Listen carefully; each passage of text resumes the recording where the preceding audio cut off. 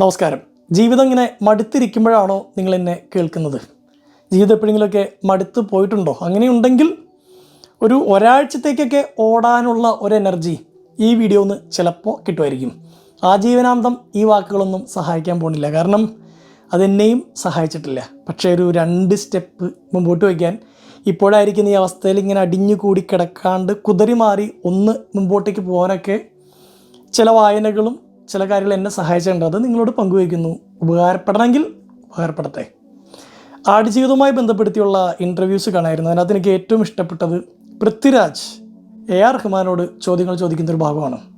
അതിൽ ഈ ആടുജീവിതം പുസ്തകം വായിച്ചപ്പോൾ എൻ്റെ മനസ്സിലുണ്ടായിരുന്നൊരു ചോദ്യമായിരുന്നു അദ്ദേഹം ചോദിച്ചത്. അതിതാണ്, നജീബ് എന്ന് പറയുന്ന ആ ക്യാരക്ടർ, അയാളുടെ റിയൽ ലൈഫിൽ 80s അയാൾ കടന്നുപോയൊരു ദുരന്ത അനുഭവങ്ങൾ, ആ അനുഭവങ്ങളിലൂടെ നമ്മൾ ആ പുസ്തകം വായിക്കുമ്പോൾ തന്നെ നമ്മൾ ചിന്തിക്കും, ഇയാൾ എന്തുകൊണ്ടാണ് ആത്മഹത്യയെക്കുറിച്ച് ചിന്തിക്കാതിരുന്നത്?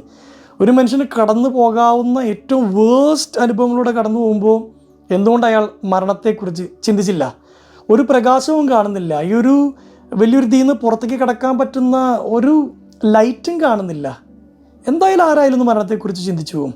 ഇപ്പോൾ AR റഹ്മാനോട് ഇതേ ചോദ്യം പൃഥ്വിരാജ് ചോദിച്ചു. അങ്ങേക്ക് ഈ ഒരു സ്റ്റോറി ലൈൻ കേട്ടപ്പോൾ, ബ്ലെസ്സി സാരി കഥ പറഞ്ഞപ്പോൾ എന്തുകൊണ്ടാണ് നജീബ് ആത്മഹത്യയെക്കുറിച്ച് ചിന്തിച്ചില്ല, അതിനെക്കുറിച്ച് അങ്ങേക്ക് എന്ത് തോന്നുന്നു എന്ന് ചോദിച്ചപ്പോൾ AR റഹ്മാൻ പറഞ്ഞത് 2 മറുപടിയാണ്. ഒന്ന്, ഇസ്ലാമിൽ ആത്മഹത്യ എന്ന് പറയുന്നത് ഹറാമാണ്. അതായത് അങ്ങനൊരു ജീവിതം കളയുക, ഇല്ലാതാക്കുക എന്ന് പറയുന്നത് അതുവരെ ചെയ്ത എല്ലാ പുണ്യങ്ങളെയും എടുത്തു കളയുന്ന ഒന്നാണ്. രണ്ടാമത്തേന്ന് പറയുന്നത്, അദ്ദേഹം പറയുന്ന പോയിൻ്റാണ് എനിക്ക് നിങ്ങളോട് പറയാനുള്ളത്. പൃഥ്വിരാജിനോട് പറയുന്നുണ്ട്, ജീവിതം നമുക്ക് പലതരത്തിലുള്ള ദുരന്തങ്ങൾ സമ്മാനിക്കും, സങ്കടങ്ങൾ സമ്മാനിക്കും, വിഷമങ്ങൾ സമ്മാനിക്കും. അതിന് 2 തരത്തിൽ നമുക്ക് കാണാം. ജീവിതം എന്നെ പണിഷ് ചെയ്തുകൊണ്ടിരിക്കുന്നു. 2, ജീവിതം എൻ്റെ മുമ്പിൽ ഒരു ചലഞ്ച് വെച്ചിരിക്കുന്നു. അതിനെ ഫൈറ്റ് ചെയ്ത് പുറത്ത് കടക്കണോ, അതോ ഇതെനിക്കൊരു പണിഷ്മെൻറ്റ് കിട്ടിയെന്ന് പറഞ്ഞ് കരഞ്ഞിരിക്കണോ? ആടുജീവിതത്തിലെ ആ കഥാനായകൻ്റെ കഥ 80s നടന്നത്, അയാൾ അന്ന് ആ ദുരന്തത്തിലൂടെ കടന്നു പോകുമ്പോൾ സ്വപ്നത്തെ പോലെ അദ്ദേഹം ചിന്തിച്ചിട്ടുണ്ടാവില്ല വർഷങ്ങൾക്ക് ശേഷം ലോകത്തെ മുഴുവൻ ഇൻസ്പയർ ചെയ്യാൻ പോകുന്ന ഒരു കഥ തൻ്റെ കഥയായി മാറുമെന്ന്. ആടുജീവിതം ലക്ഷക്കണക്കിന് കോപ്പീസ് വിറ്റുപോയ പുസ്തകമാണ്.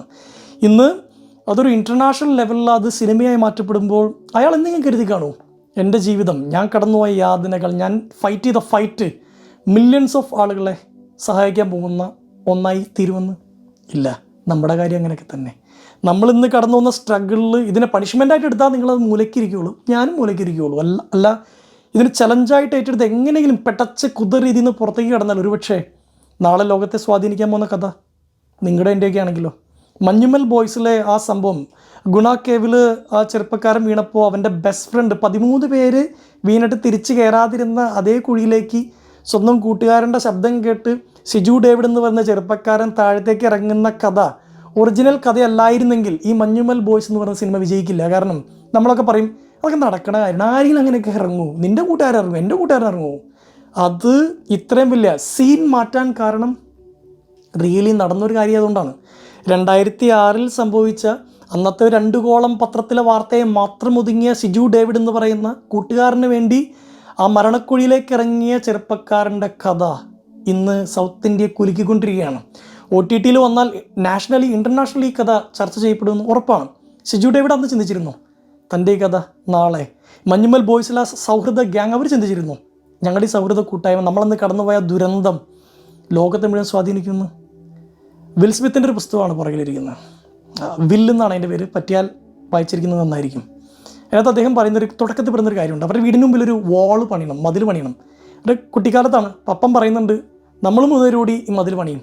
അപ്പോൾ ഇവർ പറയുന്നുണ്ട്, അച്ഛാ വട്ടാണോ, നമ്മളെക്കൊണ്ട് എങ്ങനെയാണ് ഈ മതിൽ പണിഞ്ഞ് തീർക്കാൻ പറ്റും? ഇത്രയും വലിയ മതിൽ എത്രയോ ദൂരമുണ്ട്. അപ്പോൾ ഈ വില്ലിനോട് അപ്പം പറയുന്നുണ്ട്, ആദ്യം ഒരു ഇഷ്ടിക എടുത്ത് വയ്ക്കുക, അതിൽ മാത്രം ഫോക്കസ് ചെയ്യും, 1 brick at a time. Will Smith പറയുന്നത് എൻ്റെ ജീവിതം മുഴുവൻ അതായിരുന്നു, 1 brick at a time. അങ്ങനെ ഇവർ പണിയാൻ തുടങ്ങുന്നു. ഓരോ ബ്രിക്ക് എടുത്ത് വയ്ക്കുമ്പോൾ ഇവർ ആലോചിക്കുന്നത്, എന്ന് ഈ മതിലൊക്കെ നമ്മളെ കൊണ്ട് പണിഞ്ഞ് തീർക്കാനാണോ? ഇതിപ്പോൾ മഴ പെയ്താൽ എന്ത് സംഭവിക്കും? ഒലിച്ചു പോകും.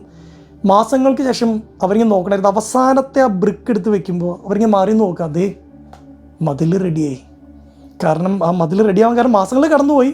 പക്ഷെ ഞാൻ ഓരോ ബ്രിക്കിലും ഫോക്കസ് ചെയ്ത് വെച്ചതുകൊണ്ട് ഒരു കഷ്ടപ്പാട്, ഇതെന്തായിത്തീരും, എന്നാണ് ഈ മതിൽ പണിയാ? ഇല്ല, എന്നെ ബുദ്ധിമുട്ടിച്ചിട്ടില്ല. നമ്മൾ ചെയ്യാൻ പറ്റുന്നൊരു കാര്യം, ഇപ്പം നിങ്ങൾ ഈ ദുരന്തത്തിലൂടെ കടന്നു പോകുമ്പോൾ, വലിയൊരു സങ്കടത്തിലൂടെ കടന്നു പോകുമ്പോൾ, ഒരു വെട്ടവും കാണാണ്ട് പോകുമ്പോൾ ഇപ്പം എന്താ ചെയ്യാൻ പറ്റുക അതങ്ങോട്ട് ചെയ്യും. 5 അവിടെ പരീക്ഷയ്ക്ക് അറ്റംപ്റ്റ് ചെയ്തു, ഒന്നുകൂടി പ്രിപ്പയർ ചെയ്യാൻ നോക്കി, ഇന്നത്തെ പ്രിപ്പറേഷൻ നോക്കി. നിങ്ങൾ യൂട്യൂബ് ചാനൽ തുടങ്ങി, സബ്സ്ക്രൈബേഴ്സ് കയറുന്നില്ല, എന്താണ് ഇങ്ങനെ അറിയില്ല, എന്നെനിക്ക് 1 മില്യൺ അടിക്കും. ഇന്നത്തെ വീഡിയോ ഏറ്റവും ഭംഗിയായിട്ട് ചെയ്യും. നമ്മുടെ പ്രാഞ്ചേട്ടൻ സിനിമയിലെ വിശുദ്ധനുണ്ടല്ലോ, സെയിൻറ്റ് ഫ്രാൻസിസ്, അദ്ദേഹത്തെക്കുറിച്ച് നിക്കോസ് കസന്തസാക്കിസ് എഴുതിയിട്ടുള്ള പുസ്തകമുണ്ട്. അപ്പോൾ അതിൽ ഈ വിശുദ്ധ ജീവിതം എന്നൊക്കെ പറയുമ്പോൾ അദ്ദേഹം പറയുന്ന ഒരു സെൻറ്റൻസ് ഇതാണ്: നരകത്തിയിൽ ചവിട്ടി നിന്നാണ് ഞാൻ സ്വർഗത്തിലേക്ക് കുതിച്ചത്. അതായത് ഞാൻ എൻ്റെ ജീവിതത്തിലെ ഏറ്റവും വേസ്റ്റായ സന്ദർഭത്തിലൂടെ കടന്നു പോയപ്പോൾ അവിടെ നിന്ന് ചവിട്ടി ഒറ്റ ആയാലായിരുന്നു ഒരു പക്ഷേ ഞാൻ സ്വർഗത്തിലേക്ക് എത്തി. സ്വർഗം എന്ന് പറയുന്നത് ആ സ്വർഗമല്ല, കുറെ കൂടി ഒരു ബെറ്റർ ഹ്യൂമൻ ബീങ് ആവാൻ കാരണം ഞാൻ കടന്നുപോയ സ്ട്രഗിളുകളാണ്. നമ്മളെങ്ങനെ നമ്മുടെ ജീവിതത്തിൽ വരുന്ന ദുരന്തങ്ങളെ കാണുന്നുള്ള, ദുരന്തമാണോ അതൊരു ചലഞ്ചാണോ എന്നുള്ളതാണ് നമ്മൾ എടുക്കേണ്ട തീരുമാനം. ഇടശ്ശേരിയുടെ കവിത പോലെ, ഇടയ്ക്ക് കണ്ണീരുപ്പ് പുരട്ടാതെന്തിന് ജീവിത പലഹാരം, ജീവിതമാകുന്ന പലഹാരത്തിന് സ്വാദുണ്ടാകുന്ന ഇടയ്ക്ക് കണ്ണീര് വരുമ്പോഴാണ്. ഞാനും നിങ്ങളൊക്കെ ഇടയ്ക്കിടയ്ക്ക് കടന്നു പോകുന്ന കണ്ണീരുകളിൽ ഇത്രയും മാത്രം ചിന്തിച്ചാൽ മതി. നാളെ ഇതിനെ നമ്മൾ ഫൈറ്റ് ചെയ്ത് സ്ട്രഗിൾ, ഈ ചലഞ്ചിനെ ഓവർകം ചെയ്ത് കഴിഞ്ഞാൽ നാളെ ഒരുപാട് മനുഷ്യരെ സ്വാധീനിക്കാനുള്ളൊരു കഥയായി നിങ്ങൾ മാറിയേക്കാം. ഈ ഒരുപാട് എന്ന് പറയുന്നത് നിങ്ങൾ സിനിമയാവണമെന്നോ ബുക്കാവണമെന്നോ ചിന്തിക്കേണ്ട.